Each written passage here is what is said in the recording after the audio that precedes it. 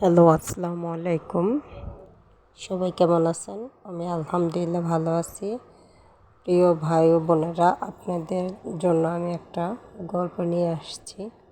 এটা জীবন কাহিনী বললেও চলে। আসলে একটা জীবন কাহিনী। যেমন ধরেন যে আসলে কী করে মানুষ মানুষের সাথে প্রতারণা করে, কী করে মানুষ মানুষকে ঠকায়, কী করে একটা মানুষকে জীবিত লাশ বানিয়ে চলে যায়, এইরকম একটা গল্প নিয়ে আসছি। কোনো ছেলের বা কোনো মেয়েরকে যদি পছন্দ হয় বা ভালোবাসে, তখন একটা ছেলের একটা মেয়ের প্রতি অনেক আকুল আবেদন থাকে।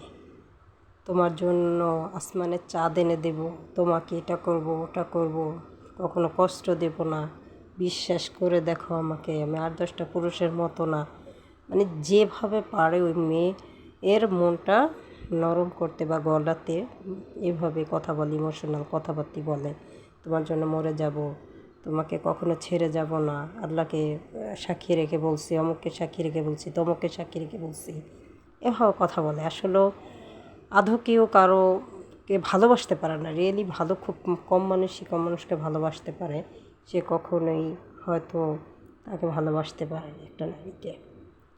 সে প্রথমত বলছিল যে আমি তোমার দায়িত্ব নিতে চাই, তুমি কি বলো, এরকম কথা বলছে। তো মেয়েটা উত্তরে বলছিল যে না, আমি পারবো না, আমার অনেক সমস্যা আছে। তখন সে বিভিন্ন ধরনের কথা বললো, তোমাকে ছাড়া আমি বাঁচবো না, মরে যাব, এই সেই বক্কর চক্কর অনেক অনেক কথা যা তার মাথায় আসছে।